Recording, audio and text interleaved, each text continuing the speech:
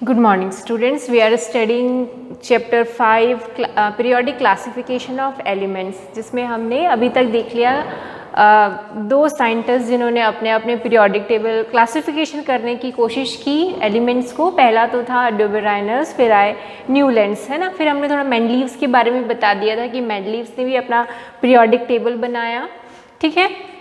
और उन्होंने क्या किया, जो एलिमेंट्स हैं उसको ग्रुप में डिवाइड किया और एक ही ग्रुप के जितने भी एलिमेंट्स हैं उनकी प्रॉपर्टीज़ क्या होती थी, सेम टाइप की होती थी, ठीक है। तो ये उन्होंने बनाया। तो जैसे अगर मैं उनके पीरियोडिक टेबल को देखूं तो उसका बेसिस ये था कि जो अगर हम किसी भी एलिमेंट्स को, है ना, हम अगर increasing order of there atomic masses में रखेंगे तो क्या होगा कि उनमें कुछ समय के बाद वो क्या करते हैं, अपनी प्रॉपर्टीज़ को रिपीट करते हैं। और यही बेसिस पे उन्होंने अपना पीरियोडिक टेबल बनाया।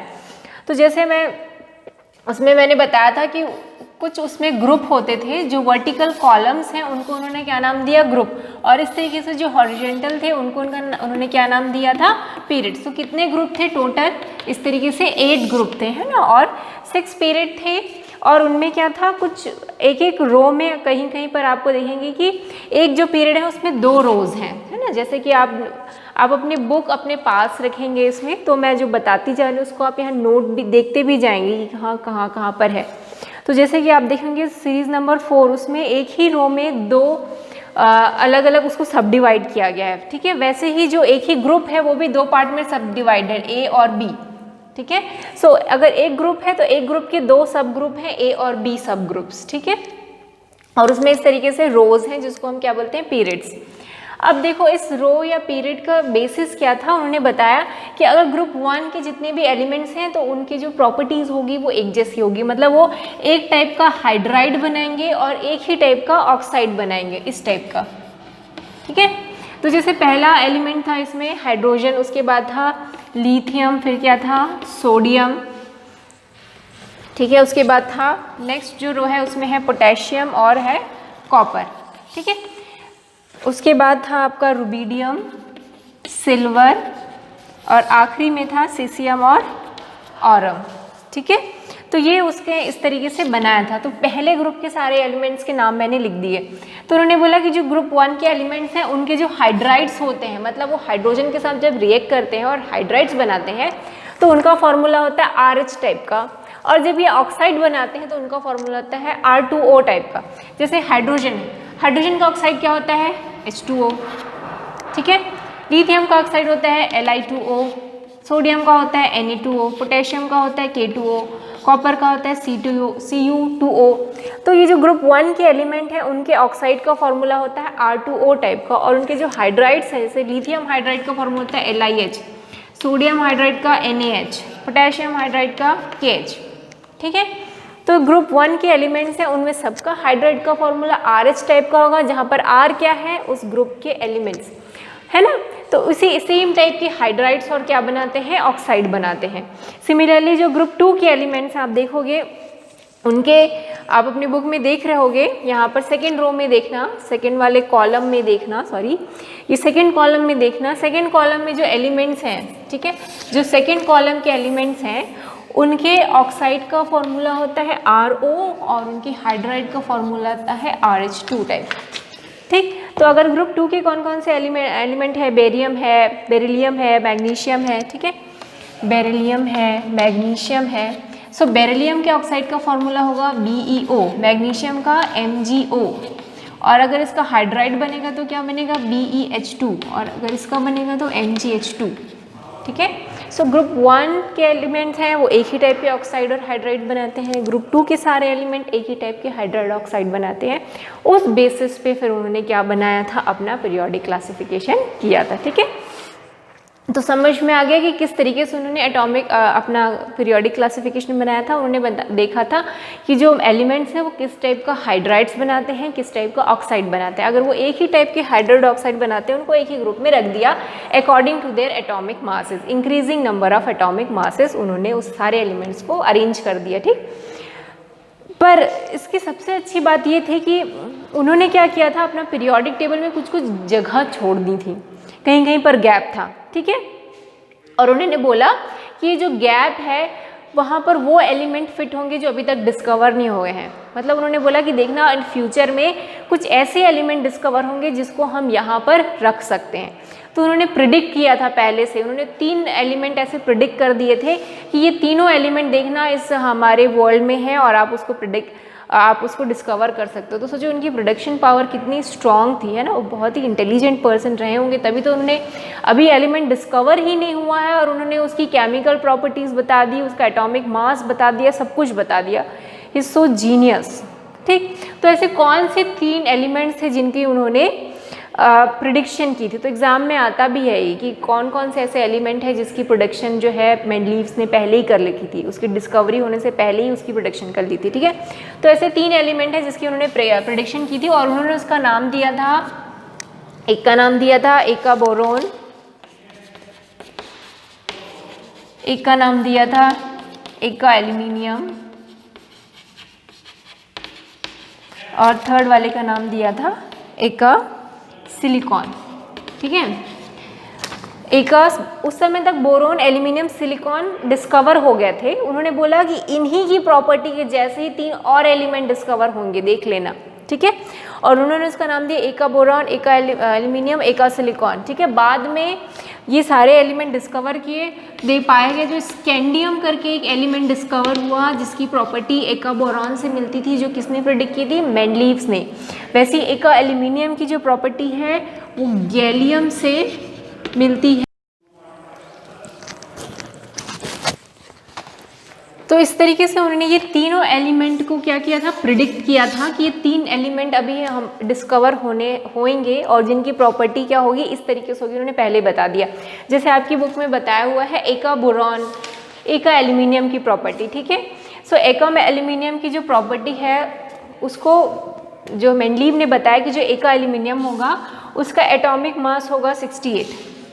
ठीक है, और उसका जो उस ऑक्साइड का फॉर्मूला होगा वो होगा E2O3 और उसके क्लोराइड का फॉर्मूला होगा ECl3। ठीक है, ऐसा उन्होंने प्रिडिक्ट किया कि देख लेना ऐसा एक ऐसा एलिमेंट डिस्कवर होगा जो जिसकी प्रॉपर्टी क्या होगी, उसका 68 मास होगा, इस टाइप का ऑक्साइड बनाएगा, इस टाइप का क्लोराइड होगा। और सही में कुछ समय के बाद एक एलिमेंट डिस्कवर हुआ गैलियम करके, उस गैलियम का जो एटॉमिक मास निकला, ठीक है, उसका मास था 69.7। ठीक है, और जो वो ऑक्साइड बनाता था उसका फॉर्मूला भी यही था Ga2O3 और जब वो क्लोराइड बनाता था तो उसका फॉर्मूला था GaCl3। तो ठीक है, तो देखो कितना क्लोजली उसने ये प्रिडिक्शन कर लिया था। एटॉमिक मास गैलियम का निकला 69.7 और उन्होंने कितना प्रिडिक्ट किया था, 68।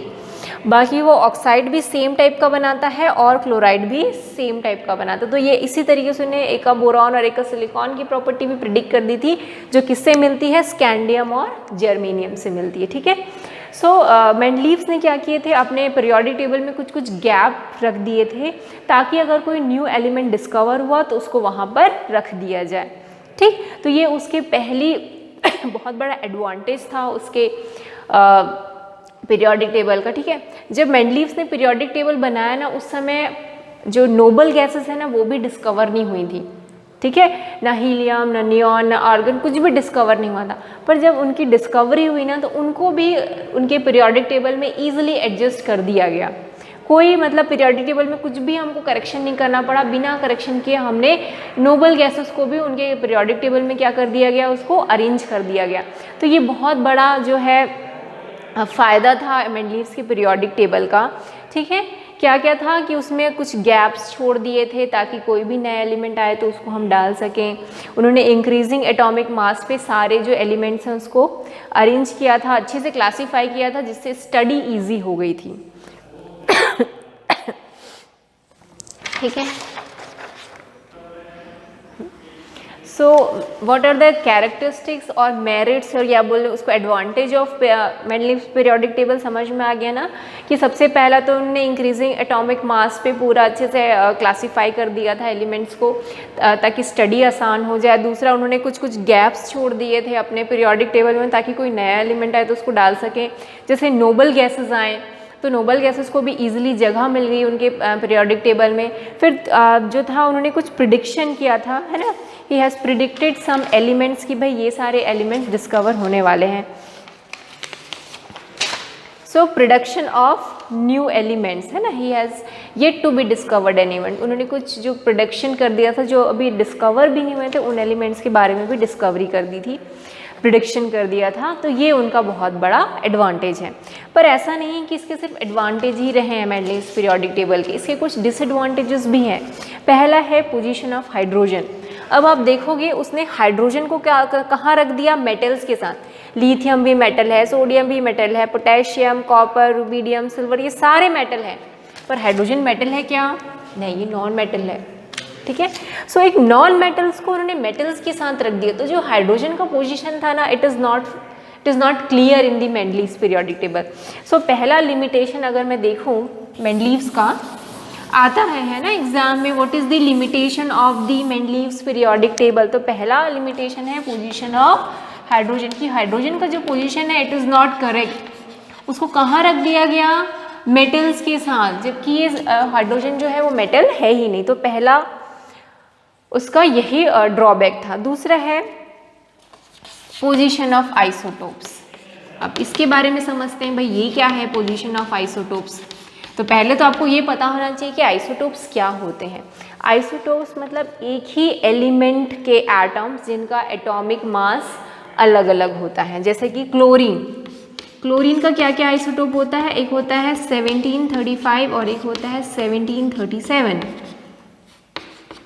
ठीक है, आइसोटोप्स मतलब उनके एटॉमिक नंबर तो सेम होंगे पर एटॉमिक मास क्या होगा? अलग अलग, और दोनों ही एक ही एलिमेंट के एटम होंगे। देखो ये भी क्लोरीन का एटम है, ये भी क्लोरीन का एटम है, इनके एटॉमिक नंबर तो सेम है बट एटॉमिक मास अलग अलग हैं। सो ये क्या हो गए? आइसोटोप्स हो गए। ठीक, अब मेंडलीव्स ने क्या किया था? उन्होंने किया था arrange according to the increasing order of their masses, है ना। इसका मतलब है कि क्लोरीन की जगह अलग होगी और क्लोरीन 37 की जगह अलग हो जाएगी, है ना, उनके पीरियोडिक टेबल में, क्योंकि इंक्रीजिंग एटॉमिक मास पे उन्होंने अरेंज किया। तो क्योंकि दोनों का एटॉमिक मास अलग अलग है तो दोनों को अलग अलग जगह मिल जाएगी उनके क्लासिफिकेशन, उनके पीरियोडिक टेबल पे। जबकि ऐसा तो नहीं होना चाहिए, क्योंकि भले इनके एटॉमिक मास अलग अलग हैं बट इनकी प्रॉपर्टीज सेम है। ये सेम टाइप का केमिकल रिएक्शंस करते हैं, सेम टाइम की इनकी फिजिकल प्रॉपर्टीज़ होती है, सिर्फ मास ही डिफरेंस होता है। सो सबसे बड़ा यही प्रॉब्लम था कि आइसोटोप्स को उन्होंने अलग अलग कहाँ रखें, अलग जगह दें, कैसे करें, उनको समझ में नहीं आ रहा था। ठीक है, समझ में आ गया ना, क्योंकि मेंडलीव पीरियोडिक टेबल में इनको डिफरेंट पोजीशन दे दी गई, जबकि इनको एक ही पोजीशन देना चाहिए था, क्योंकि ये दोनों की प्रॉपर्टी सेम है। पर क्योंकि इनका मास अलग है तो मेंडलीव से इनको अलग अलग पोजीशन दे दिया। क्लियर हुआ? दूसरा है एनामेलस पेयर ऑफ एलिमेंट्स।